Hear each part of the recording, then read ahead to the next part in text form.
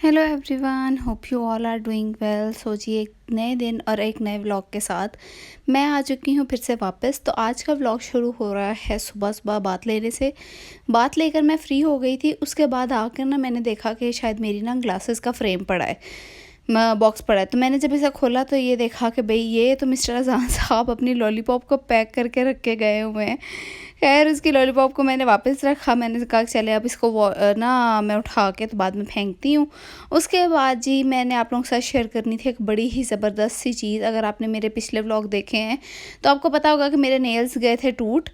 तो उसके लिए ना मैं आप लोगों के साथ एक बड़ी ज़बरदस्त चीज़ शेयर करना चाहती हूँ कि वो लड़कियाँ जिनके नेल्स बढ़ते नहीं हैं या बढ़ते हैं तो बहुत वीक होते हैं, तो मैं ना उसके लिए यूज़ करती हूँ ये एसेंस का नेल आर्ट सीरम। बहुत बहुत बहुत ही कमाल है, बहुत ज़बरदस्त रिज़ल्ट्स है इसके।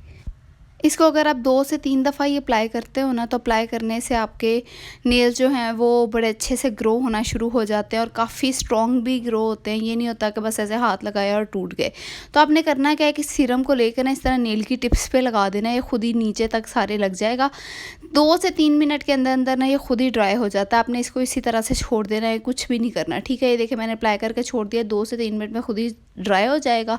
और 2 से 3 दफ़ा अप्लाई करने पे ही जो वो है ना मेरे नेल्स रीग्रो होना शुरू हो जाएंगे। उसके बाद मैं आई थी मम्मा की तरफ, तो मेरी सिस्टर ने बनाया हुआ था नाश्ता अंडा ब्रेड का, साथ में मैंने कट कर लिया था सैलेड। उसके बाद नाश्ता वगैरह करने के बाद नमाज़ वगैरह पढ़ी है, और जैसे ही मैं कुरान पाक पढ़ने बैठी हूँ ना तो ये देखे मैंने क्या देखा। ये एक बिल्ली है जिसको हमारे घर वाले सारे दूध डाल देते हैं। तो ये अब ऐसे हो गए जैसे हमारे घर का ना फैमिली मेम्बर है कोई। तो इसको घर में जो भी जगह अच्छी लगती है, जो भी ठंडी लगती है ना, वहाँ जाके ऐसे लेट के आराम से सो जाती है। तो आज मेरे रूम में सोई हुई थी। उसके बाद शाम का है ये क्लिप। शाम के टाइम ना मम्मा लोगों की तरफ बनने थे कोफ्ते, क्योंकि लास्ट व्लॉग में मैंने अपने भाई के लिए हॉस्टल भेजने के लिए बनाया था बटर चिकन। तो अब एक और चीज़ बनानी थी, वो थे कोफ्ते। तो मैंने कहा चले मैं बना देती हूँ। तो यहाँ पे बस मैं वही कोफ्ते बनाने की तैयारी कर रही थी, साथ साथ मैंने सोचा कि चले आप लोग साथ रिकॉर्ड भी कर लेते हैं। तो ना बात ये होती है कि कुछ लोग कहते हैं कि मतलब हम लोग खाना तो बना लेते हैं, टेस्ट नहीं आता, अच्छा नहीं बनता। तो सिर्फ खाना बना लेना काफ़ी नहीं होता, खाने को दिल से बनाना, शौक़ से बनाना बहुत ज़्यादा मैटर करता है। अगर आप शौक़ से खाना बनाओगे ना तो फिर ही आपके खाने में टेस्ट आएगा।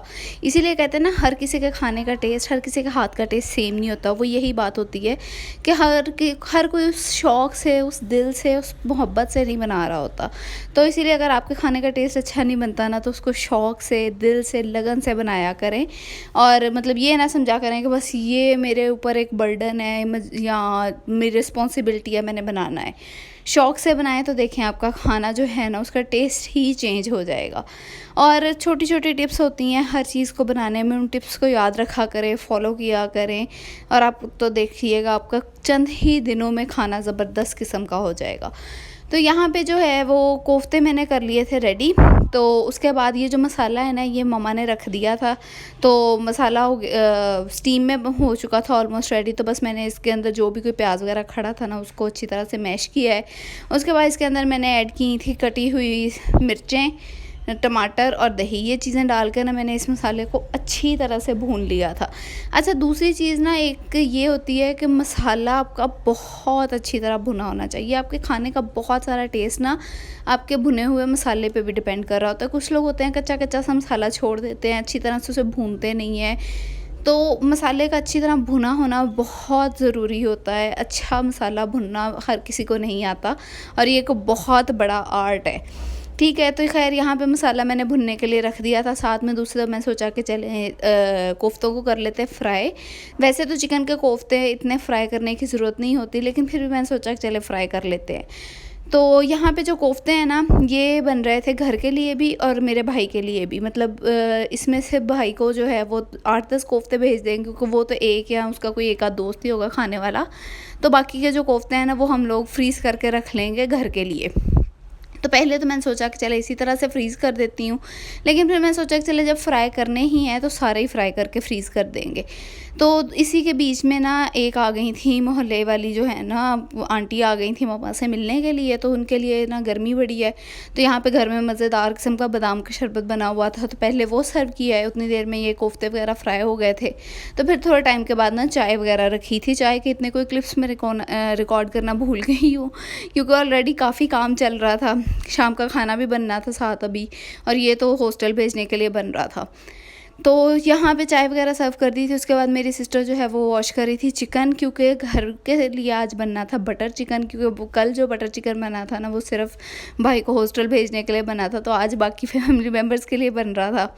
तो यहाँ पे बस बटर चिकन की हो रही थी तैयारी, मैं कट कर रही थी सब्जियाँ और साथ साथ अपनी सिस्टर को बता रही थी कि ये ऐसे ऐसे बनाओ, तो बस वो साथ साथ बना रही थी। फिर जी हुआ ये कि सुबह से जो है वो ब्रेड का नाश्ता किया हुआ था, तो सबको लग गई शदीद किस्म की भूख। तो हमने सोचा कि चले यार तले हुए नान मंगवाते हैं, लेकिन पता नहीं क्या मसला चल रहा है, तले हुए नान इतने टाइम से कहीं पे भी नहीं मिल रहे।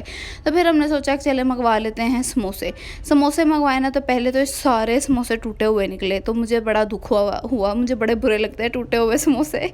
लेकिन फिर हमने कहा कि चलो यार कोई बात नहीं, गर्मी में भाई लेकर तो आया है, तो इसी तरह से खा लेते हैं। तो ये वही समोसे, बस मैं प्लेटिंग वगैरह कर रही थी, तो समोसे सारे हमने निकाल लिए, सैलेड वगैरह डाल लिया, रायता वगैरह डाल लिया। तो बाद में जब अभी फ़र्स्ट बाइट ही ली ना, तो हमें पता चला कि भाई ये समोसे जो है ना, इनका मिक्सचर तो बासी हुआ है, और उस समोसों वाले ने इसी तरह ही उठा के दे दिए। फिर क्या हुआ, दिल पे छुरियाँ चली बर्तन भी धोने पड़ गए, और वो समोसे हमने वापस भेजे। लेकिन शुक्र है मेरा भाई उन समोसों को वापस करके दूसरी शॉप से न्यू समोसे ले आया था।